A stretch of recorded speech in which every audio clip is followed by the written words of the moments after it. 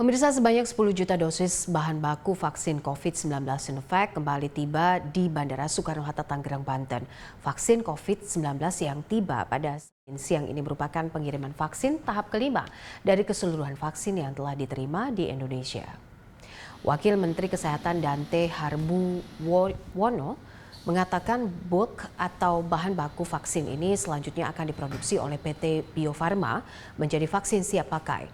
Dari 10 juta dosis bahan baku vaksin ini akan dihasilkan sekitar 8 juta dosis vaksin siap pakai. Dante berharap dengan kedatangan 10 juta bahan baku vaksin mampu mempercepat proses vaksinasi COVID-19 di Indonesia yang saat ini sudah memasuki tahap kedua. Kedepannya, pemerintah masih akan terus menerima vaksin dari Sinovac sehingga jumlah totalnya mencapai 185 juta dosis.